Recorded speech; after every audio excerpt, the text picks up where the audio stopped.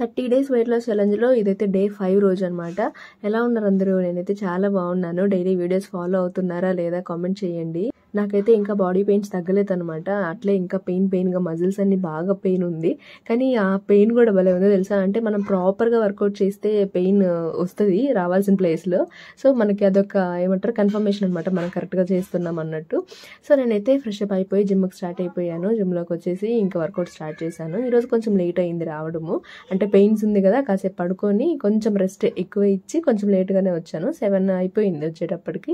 So వచ్చేసి కాసేపు cycling చేస్తున్నాను. ఇది మాన్యువల్ సైక్లింగ్ అనమాట. అంటే మామూలుగా మనమే సైకిల్ చేయాలి.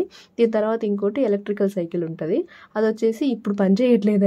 అది కొంచెం ఏదో ఇష్యూ ఉందంట. మామూలుగా దాంట్లో మాన్యువల్గా కూడా చేయొచ్చు, కానీ అది ఇంకా కొంచెం హెవీగా ఉంటుంది అనమాట.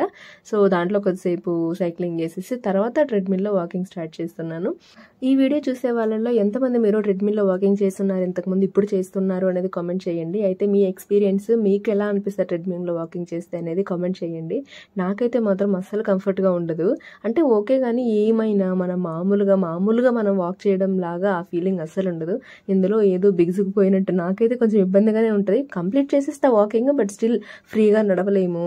అసలు దాంట్లో నుంచి హీట్ వస్తుంది. ఆ ట్రెడ్మిల్లో నుంచి కొంచెం ఎక్కువసేపు నడిస్తే ఆ ఫీలింగే ఉండదు. కొంచెం అన్కంఫర్ట్ ఉంటుంది. కానీ ఇంకా మనకున్న ఆప్షన్స్లో మనకున్న టైంలో ఉన్న వాటితో మనం అడ్జస్ట్ అవ్వాలి కాబట్టి ఉన్న దాంట్లో అడ్జస్ట్ చేసుకొని ఒక 15 మినిట్స్ దాకా, అంటే ఒక 100 క్యాలరీస్ బర్న్ అయ్యేదాకా వాకింగ్ చేసేస్తాను ట్రెడ్మిల్లో. ఆ తర్వాత అయితే వచ్చేసి కొంచెంసేపు స్టిక్తో సైడ్స్ వేసారంటే, ఇప్పుడు నేను చేసే చూసారు కదా, ఇట్లాగా చేశారంటే సైడ్ ఫ్యాట్ భలే తగ్గుతుంది. అసలు నాకు చాలా ఎక్స్పీరియన్స్ ఉంది. మామూలుగా ఇంట్లో కూడా నేను ఎక్సర్సైజ్ చేసేటప్పుడు ఇది ఫాలో అవుతాను. కాకపోతే స్టిక్ కాకపోయినా ఓన్లీ హ్యాండ్స్తో చేస్తాను, లేకపోతే టవల్ ఏదో ఒక క్లాత్ పెట్టుకొని అయినా చేస్తాను అనమాట. నేను ఇప్పుడు చూపించే ఎక్సర్సైజ్లు, అంటే నేను ఇప్పుడు చేస్తున్న ఎక్సర్సైజ్లు మీరు ఇంట్లో అయినా చేసుకోవచ్చు. జిమ్కి వెళ్ళాల్సిన అవసరం లేదు. ఇదే కాకుండా ఇంకా మన ఛానల్లో మీరు ముందు నుంచి ఫాలో అయ్యి ఉంటే, నేను స్టార్టింగ్లో చాలా షార్ట్స్ పెట్టేదాన్ని. అప్పుడు నేను ఇంట్లోనే వర్కౌట్ చేసేటప్పుడు డిఫరెంట్ ఎక్సర్సైజ్లు అన్నీ పెట్టున్నాను. అంటే ప్రతి పార్ట్కి, మన బాడీలో ఉన్న ప్రతి పార్ట్కి నేను ఎక్సర్సైజ్లు పెట్టున్నాను. మీకు ఇంట్రెస్ట్ ఉంటే వెళ్ళి షార్ట్స్లో ఇంకా పాతవి ఓల్డ్ షార్ట్స్ చెక్ చేయండి, చాలా ఉంటాయి అన్నమాట లిస్ట్. అదే ఎక్సర్సైజ్లో నేను ఇక్కడ కూడా చేస్తున్నాను. ఒక 50 నుంచి 100 లోపల స్క్వాట్స్ చేయడం, కొంచెం జంపింగ్ జాక్స్ చేయడం, ఇంకా సైడ్స్, ఆ తర్వాత లెగ్ రైసెస్, ఇట్లా డిఫరెంట్ అన్నీ చేస్తుంటాను. ఇవి మీ మామూలుగా ఒక రోజుకి ఏదో ఒక 3 to 5 ఎక్సర్సైజ్లు పిక్ చేసుకోండి చాలు. వాటిని కన్సిస్టెంట్గా చేయండి. 100 కౌంట్ పెట్టుకోండి. అంటే ఒకసారికి 20 చేస్తే 5 టైమ్స్ చేయాలి అట్లా పెట్టుకోండి. లేదా 25 రెపిటేషన్స్ చేస్తున్నారు అంటే, లేదా ఒక 4 టైమ్స్ అట్లా చేయాలని పెట్టుకోండి. సో 100 చేయండి, సరిపోతుంది. ఇంట్లోనే హ్యాపీగా చేసుకోవచ్చు. కాకపోతే నాకు లూజ్ స్కిన్ స్టార్ట్ అయ్యింది, చాలా వరకు వెయిట్ లాస్ అయిపోయింది. 15 kgs పైన వెయిట్ లాస్ అయ్యాను కాబట్టి. సో ఇప్పుడు లూజ్ స్కిన్ స్టార్ట్ అయ్యింది కాబట్టి ఇప్పుడు నేను వెళ్ళి స్ట్రెంత్ ట్రైనింగ్, అంటే వెయిట్ లిఫ్టింగ్ మొత్తం చేయాలి కాబట్టి నేను జిమ్లో జాయిన్ అయ్యాను. లేకపోతే ఇంట్లోనే ఇన్ని రోజులు హ్యాపీగా చేసుకునేదాన్ని. దాన్ని జిమ్లో కూడా ఫాలో అవుతున్నాను విత్ స్ట్రెంత్ ట్రైనింగ్ అనమాట. సో అలా కొంతసేపు అంతా వర్కౌట్ చేసేసి క్లాస్ అయిపోయిన తర్వాత వచ్చి ప్రశాంతంగా నేను అబ్డోమన్ చేసుకుంటాను. నాకు అబ్డోమన్ చేసే టైం అంటే బాగా ఇష్టము. ఎంత వీక్గా ఉన్నా సరే అబ్డోమన్ చేసేటప్పుడు కొంచెం రిలాక్సింగ్ అనిపిస్తుంది నిజానికి నాకు, ఎందుకంటే ఇట్లా పడుకొని చేయొచ్చు కదా కాబట్టి అనమాట. కానీ ఇవి చాలా ఎఫెక్టివ్ తెలుసా. చూసినంత ఈజీగా అస్సలు ఉండవు, చేసే వాళ్ళకైతే తెలుస్తుంది. మీరు చేసి చూడండి. నేను చేసే ఈ అబ్డోమన్ ఎక్సర్సైజ్లు మీరు ఒకసారి చేసి చూడండి. మామూలుగా ఉండదు ఎఫెక్ట్, అసలు పిండేస్తుంది అసలు పొట్టలో అదనమాట. సో మీరు ఇంట్రెస్ట్ ఉంటే ఇవి ఫాలో అవ్వండి. ఇంట్లో కూడా చేసుకోవచ్చు. లేదు మీరు స్పెసిఫిక్గా ఏదైనా ఒక పార్ట్కి కానీ లేకపోతే ఏదైనా ఎక్సర్సైజ్లు మాకు చెప్పండి అని మీరు కామెంట్ చేశారంటే, నేను వీలైనంత వరకు సపరేట్గా షూట్ చేసైనా ఎక్సర్సైజ్ల వరకే అయినా సరే మీకు చూపిస్తాను. ఆల్రెడీ మన దాంట్లో సింపుల్ కార్డియో లాగా, అంటే డాన్సింగ్ వర్కౌట్స్ లాగా ఒక వీడియో కూడా పెట్టున్నాను మన ఛానల్లో.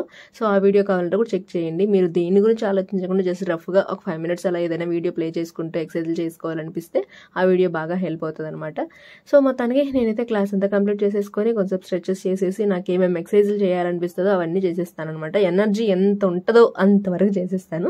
సో మీలో ఒకరు కూడా కామెంట్ చేస్తున్నారు కదా, మీరు జిమ్ ఎంతసేపు చేస్తారు ఒక రోజులో అన్నట్టు.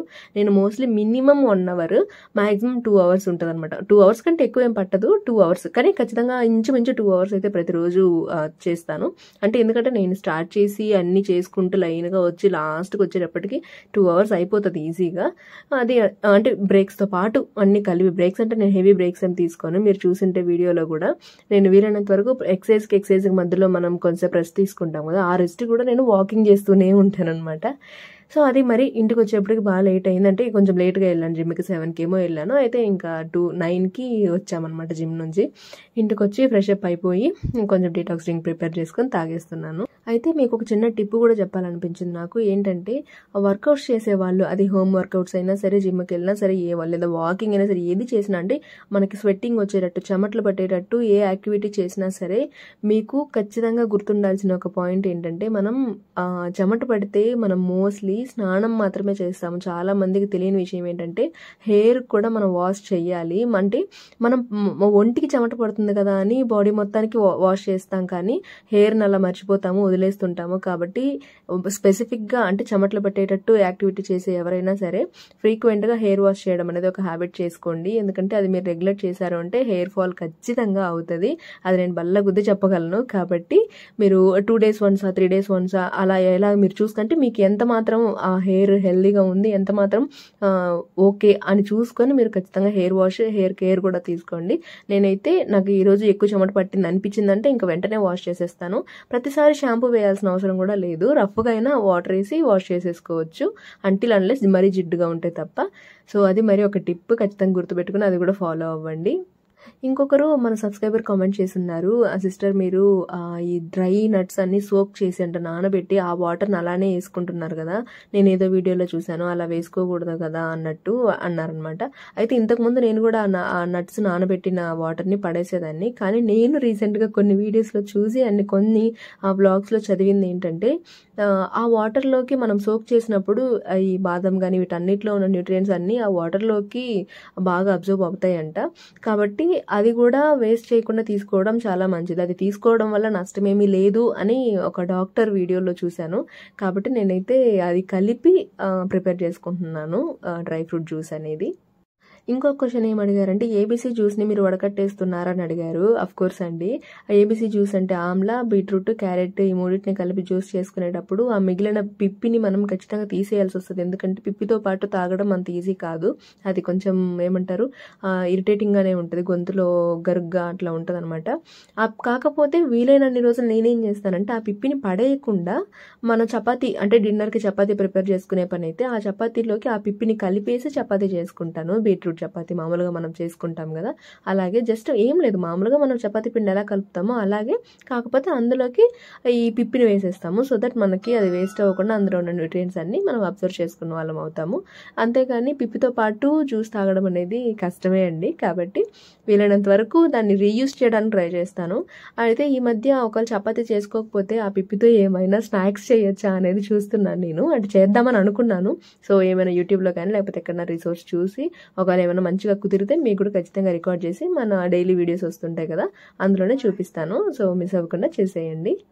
ఈరోజు ఏమేమి మీల్స్ తీసుకున్నానో చూసారు కదా. సో పొద్దునైతే డ్రై ఫ్రూట్ జ్యూస్ తాగేసి, తర్వాత ఏబీసీ జ్యూస్ తాగేసి, మధ్యాహ్నం వచ్చేసి వెజిటేబుల్ సాంబారు అవన్నీ పెట్టేసుకొని మంచిగా లంచ్ చేసేసి, తర్వాత డిన్నర్ టైంలో వచ్చేసి నాకు జస్ట్ టీ అనిపించింది కాదు, యాక్చువల్గా ఇంట్లో పెట్టారనమాట.